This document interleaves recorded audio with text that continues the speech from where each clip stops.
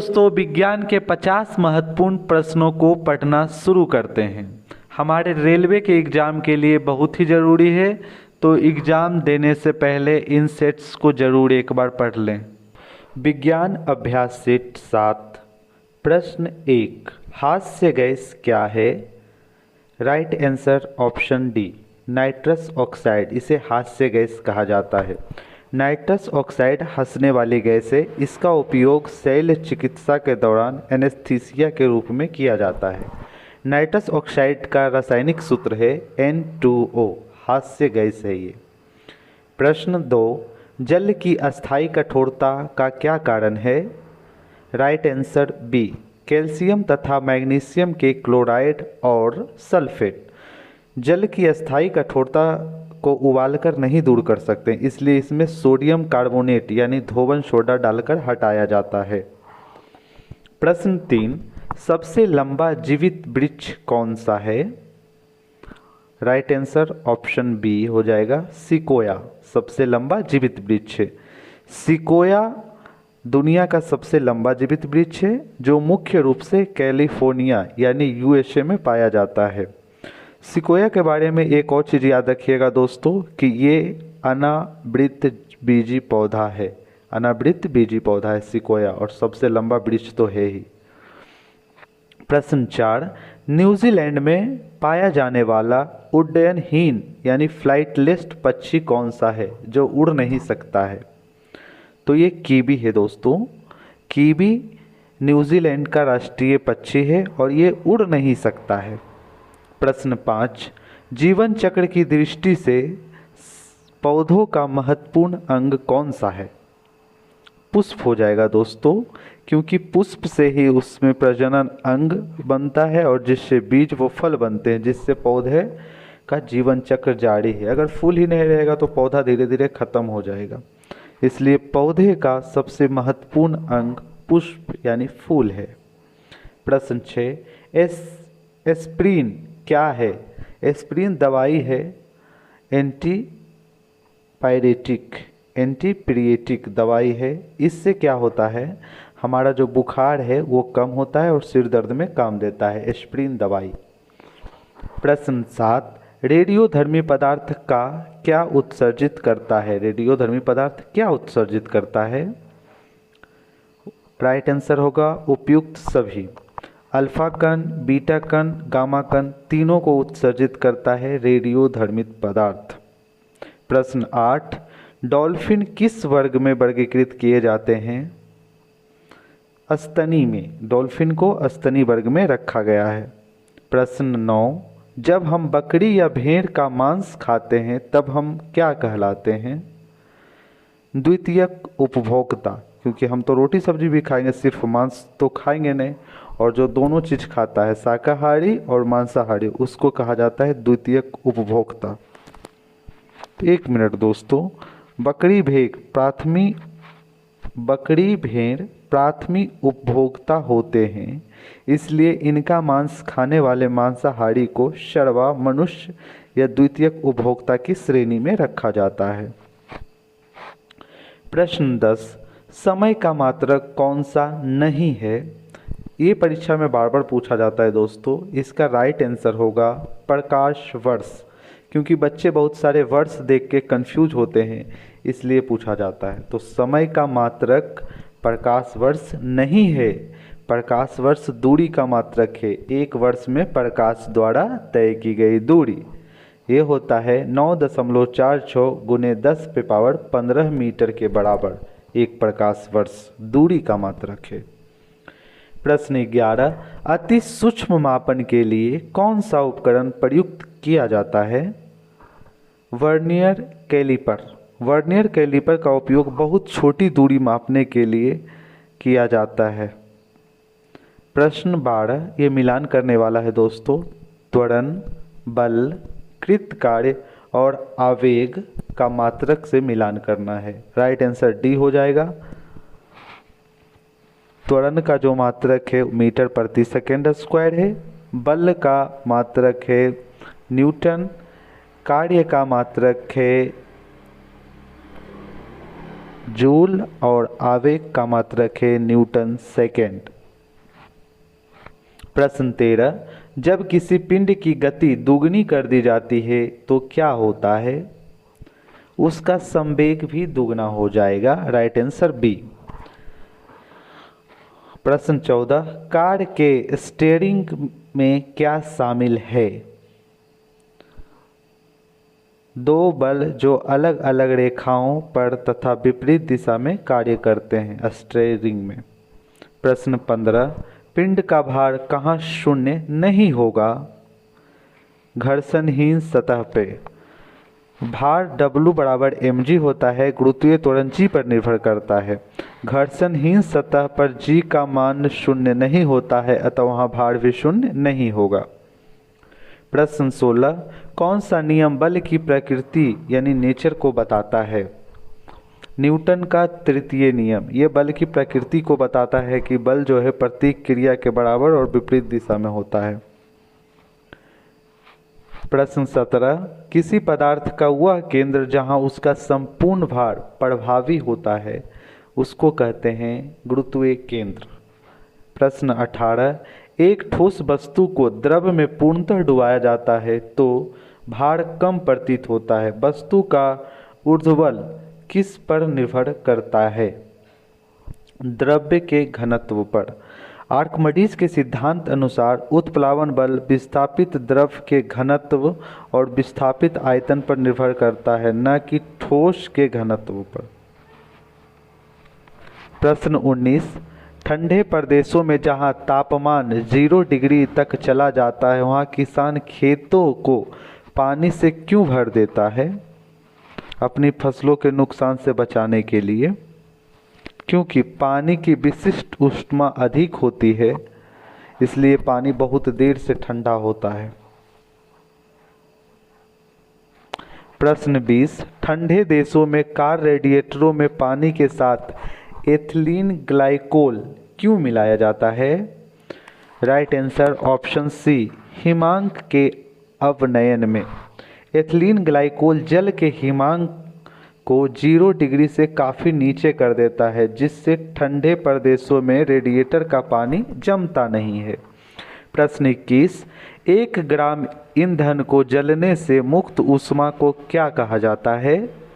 ऊष्मीय मान। 1 ग्राम ईंधन को पूर्णतः दहन उत्पन्न ऊष्मा उस ईंधन का ऊष्मीय मान कहलाती है।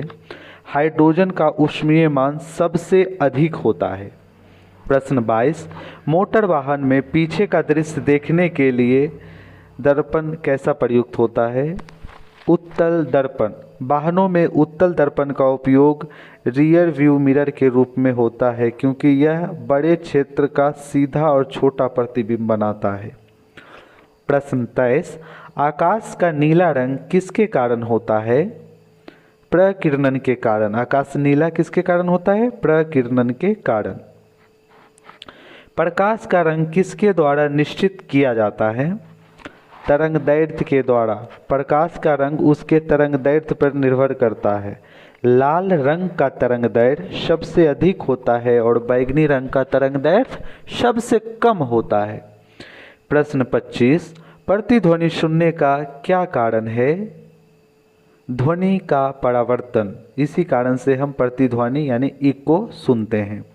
प्रतिध्वनि सुनने के लिए न्यूनतम जो दूरी है वो 17 मीटर होनी चाहिए। प्रश्न 26, विद्युत का सबसे खराब चालक कौन सा है? 4 ऑप्शन दिए गए हैं। Right answer D, carbon. दिए गए ऑप्शन में कार्बन सबसे खराब चालक होता है। अगर सबसे अच्छा चालक पूछे तो चांदी होगा। प्रश्न 27, एक शुष्क सेल ड्राई सेल में कौन सी ऊर्जा पाई जाती है? रासायनिक ऊर्जा। शुष्क सेल में रासायनिक ऊर्जा पाई जाती है। प्रश्न 28, हाइड्रोजन बम किस सिद्धांत पर आधारित है? अनियंत्रित श्रृंखला अभिक्रिया पर हाइड्रोजन बम आधारित है। हाइड्रोजन बम अनियंत्रित नाभिकीय संलयन पर आधारित होता है। प्रश्न 29, टेलीविज़न सिग्नल एक विशिष्ट दूरी के बाद सामान्यतः टीवी सेट द्वारा ग्रहण नहीं किए जाते हैं, इसका क्या कारण है? पृथ्वी की वक्रता। टीवी सिग्नल सीधे रेखा में चलते हैं और पृथ्वी की वक्रता के कारण एक निश्चित दूरी के बाद सिग्नल आना बंद हो जाता है। प्रश्न 30, वह सबसे छोटा कण जिसमें उस तत्व के सभी गुण विद्यमान हों क्या कहलाता है? परमाणु। परमाणु वह सबसे छोटा कण है जिसमें तत्व के सभी गुण विद्यमान होते हैं। प्रश्न 31, आधुनिक आवर्त सारणी किसके नियम पर आधारित है? मोसले के नियम पर। आधुनिक आवर्त सारणी मोसले के नियम पर आधारित है। हेनरी मोसले ने 1913 में आधुनिक आवर्त सारणी दी थी जिनमें तत्वों को परमाणु क्रमांक के पर आधारित रखा गया था। मेंडलीफ का जो सारणी था वो द्रव्यमान पर था, लेकिन आधुनिक आवर्त सारणी जो मोसले का है वो परमाणु क्रमांक पर आधारित है। प्रश्न 32, हाइड्रोजन की रेडियोधर्मी समस्थानिक को क्या कहते हैं? ट्रिटियम। हाइड्रोजन के रेडियोधर्मी समस्थानिक यानी आइसोटोप को हम ट्रिटियम कहते हैं। प्रश्न 33, हाइवर की प्रक्रिया किसके विनिर्माण में प्रयुक्त होती है? अमोनिया के विनिर्माण में हाइवर की प्रक्रिया प्रयुक्त होती है। प्रश्न 34, रस्ट यानी जंग का रासायनिक संरचना लगभग क्या है? रासायनिक फॉर्मूला पूछ रहा है। 2Fe2O3 ये रस्ट का रासायनिक संरचना है। लोहे पर जंग लगने का रासायनिक सूत्र Fe2O3 × H2O है, जिसको हाइड्रेट फेरिक ऑक्साइड कहा जाता है। प्रश्न 35, पेंसिल का लेड क्या है? ग्रेफाइट। पेंसिलिन का जो लेड होता है वो ग्रेफाइट और मिट्टी के मिश्रण से बनता है, जो कार्बन का एक अच्छा अपरूप है। प्रश्न 36, कास्टिक सोडा का रासायनिक सूत्र क्या है? NaOH। कास्टिक सोडा को सोडियम हाइड्रोक्साइड NaOH कहते हैं, जिसका उपयोग साबुन बनाने में किया जाता है। चूना पत्थर का रासायनिक नाम क्या है? Calcium carbonate. चूना पत्थर, संगमरमर और चौक इन सभी का रासायनिक नाम कैल्शियम कार्बोनेट होता है। रासायनिक फॉर्मूला CaCO3। प्रश्न 38, जीव कोशिका पादप कोशिका से भिन्न होती है क्योंकि उसमें क्या नहीं होता है? 4 ऑप्शन दिए गए हैं। राइट ऑप्शन सी 1, 2 और 3। जंतु कोशिका में कोशिका भित्ति और हरित लवक नहीं पाए जाते हैं, जबकि तारक काय केवल जंतु कोशिका में पाया जाता है। प्रश्न 39, मानव शरीर में जल का परिमाण लगभग कितना होता है? 65%। मानव शरीर में 65% पानी है। प्रश्न 40, साधारण मनुष्य में कितने गुणसूत्र होते हैं? 46। 23 जोड़ा गुणसूत्र मनुष्य में होता है, नंबर होगा 46। प्रश्न 41, निर्जलीकरण के दौरान शरीर में से सामान्यतः कौन सा पदार्थ का क्षय होता है? सोडियम क्लोराइड का। निर्जलीकरण के दौरान शरीर में सोडियम क्लोराइड का क्षय होता है। प्रश्न 42, खाद्य पदार्थों को हम किस इकाई से मापते हैं? कैलोरी से। शरीर में भोजन प्राप्त होने वाली ऊर्जा को मापने के लिए हम कैलोरी इकाई का प्रयोग करते हैं। प्रश्न 43, विटामिन ए का समृद्ध स्रोत कौन सा है? गाजर। गाजर विटामिन ए का सबसे अच्छा स्रोत है और विटामिन ए की अगर कमी हो जाए तो हमें रतौंधी होता है, आँखों की बीमारी है। विटामिन ए का रासायनिक नाम पूछे दोस्तों तो वो होगा रेटिनॉल, जो कि गाजर में प्रचुर मात्रा में पाया जाता है। प्रश्न 44, कौन सा रोग एक जल वाहित रोग है? दस्त। दस्त, हैजा और टाइफाइड जैसी बीमारियां दूषित जल और दूषित भोजन के सेवन से फैलती है। प्रश्न 45, घटते हुए क्रम में मानव शरीर में विद्यमान प्रमुख तत्व कौन से हैं? घटते हुए क्रम में बताना है। राइट आंसर ऑप्शन बी हो जाएगा, कैल्शियम, फास्फोट, गंधक, पोटेशियम। सबसे ज़्यादा तत्व कैल्शियम होता है हमारे शरीर में और घटते हुए क्रम में पोटेशियम आता है बाद में। तथ्य: मानव शरीर में सर्वाधिक मात्रा में ऑक्सीजन, कार्बन और हाइड्रोजन होती है। इसके बाद खनिजों में कैल्शियम सबसे ज़्यादा, फिर फास्फोरस, पोटेशियम और सल्फर यानी गंधक का स्थान है। प्रश्न 46, कौन सा किसी ऐसे पौधे का उदाहरण है जो बीज तो लाते हैं पर फल नहीं देते हैं? चीड़ का वृक्ष। चीड़ का वृक्ष बीज तो देता है लेकिन फल नहीं देता है। चीड़, साइकस और देवदार अनावृत बीजी पौधे हैं। इनमें बीज के ऊपर कोई आवरण या फल नहीं होता है, ये नग्न बीज होते हैं। प्रश्न 47, प्रकाश संश्लेषण में पर्णहरित की क्या भूमिका है? प्रकाश का अवशोषण। प्रकाश संश्लेषण में पर्णहरित जो है प्रकाश का अवशोषण करता है। प्रश्न 48, आधुनिक एंटीसेप्टिक सर्जरी का जनक कौन है? Joseph Lister. आधुनिक एंटीसेप्टिक सर्जरी के जनक जोसेफ लिस्टर हैं। जोसेफ लिस्टर ने सबसे पहले सर्जरी के दौरान घावों पे संक्रमण से बचाने के लिए कार्बोलिक एसिड का उपयोग किया था। इन्हें एंटीसेप्टिक सर्जरी का पिता कहा जाता है। प्रश्न 49, हाइड्रोजन गैस सूर्य के रासायनिक घटकों में कितनी प्रतिशत पाई जाती है? सूर्य के रासायनिक घटक में हाइड्रोजन कितना पाया जाता है? 71%। सूर्य के द्रव्यमान का लगभग 71% हिस्सा हाइड्रोजन से और 26% हिस्सा हीलियम से बना है, बाकी सब भारी तत्वों से हैं। प्रश्न 50, सौरमंडल का सबसे छोटा उपग्रह कौन सा है? डीमोस। डीमोस मंगल का एक उपग्रह है जो पूरे सौरमंडल का सबसे छोटा प्राकृतिक उपग्रह है।